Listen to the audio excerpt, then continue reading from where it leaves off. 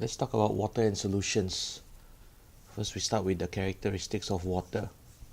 Water has a boiling point of 100 degrees Celsius, freezing point of 0 degrees Celsius, density of 1 gram per centimeter cube, and is a poor conductor of heat and electricity.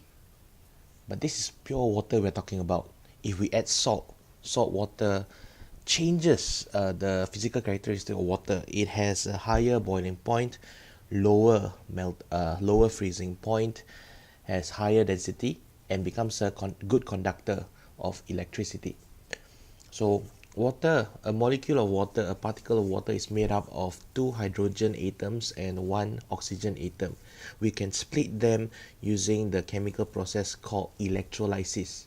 Electrolysis requires you to have water, just add in some salt or some acid, and 2 carbon electrodes joined to a power source. One of the electrodes will be positively charged. This will attract the oxygen atoms because oxygen is negatively charged. To make things simple, as for the hydrogen, which is positive, it will be attracted to the negative electrode.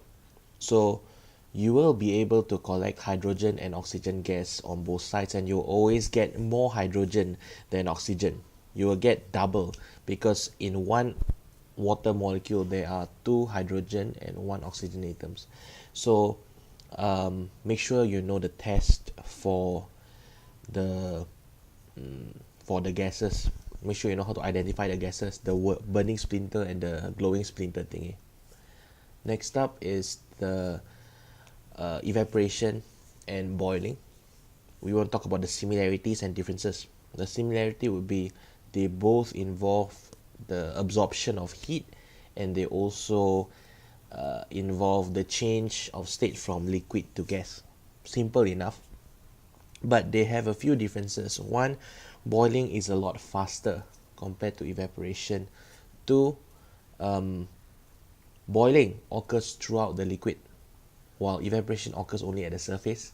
And lastly, of course, boiling only happens at a boiling point, while evaporation occurs at any temperature below the boiling point.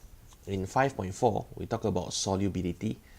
The definition of solubility would be the maximum amount of solute that can dissolve in 100 milliliter of a certain solvent at a certain temperature.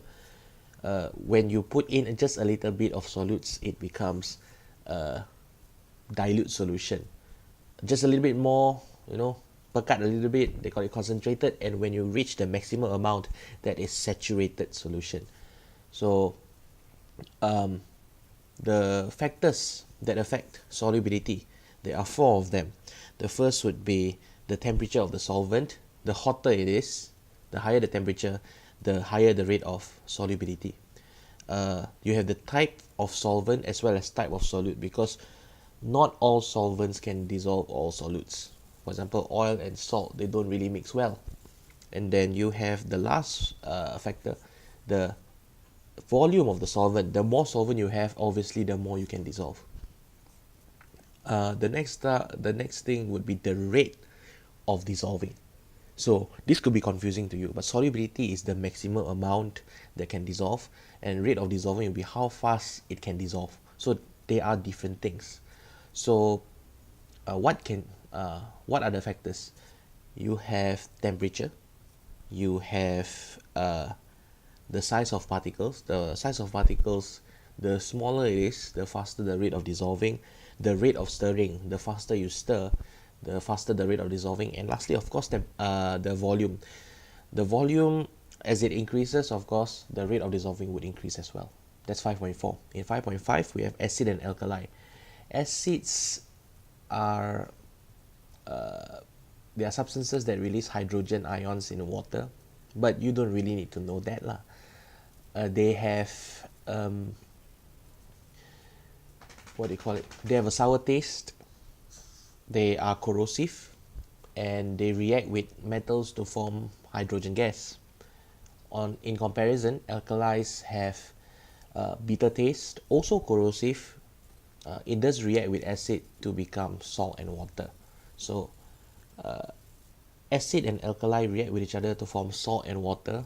Salt and water are both neutral, so this process is called neutralization, We determine how acid or how alkaline an object is or a substance is based on the pH scale. It goes from 1 to 14, 7 being neutral, 1 being very acidic, and 14 being very alkaline. Make sure you know the changes to the litmus paper, to the color of litmus paper, because they will ask this a lot. And also the universal indicator. Just remember ROY GBP, red, orange, yellow, green, blue, purple. That's the scale of how acidic to how alkaline it is. So neutral stuff would be somewhere between yellow and green. Remember that acid and alkali only show their properties in water. If you have dry acid or dry alkali, they will not be corrosive, they will not change the color of litmus paper, etc. Next up is the sources of water. You can have a lot of, there are a lot of sources of water, river, the sea, the lakes, and spring water and rainwater. But the cleanest will be the last two, because seawater is really salty. It's probably the worst source of water there is, and lakes have a lot of trapped sediments at the bottom.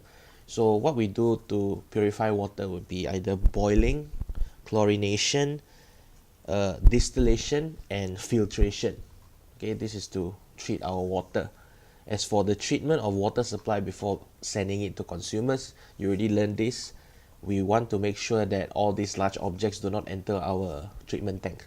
So we have to screen them first. We screen them, and then we pass oxygen through it. This process is called aeration, pengudaraan. This is to remove any bad smell. It then enters the first tank, which is called coagulation tank. You put in alum and lime. Alum coagulates particles. Dia menggumpal bahan yang bendasing.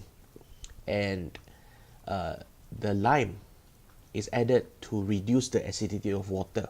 It then enters the second tank called the sedimentation tank, taki enapan, whereby all these large objects will settle to the bottom. And in the third tank, the water will be filtered. So at this point, your water should be quite free from suspended particles. But then you go to the fourth tank, microorganisms are still there, right? We add in chlorine and fluorine. Actually, they are added in different separate tanks, but I just merged them together to make things simple. Chlorine is added to kill microorganisms, and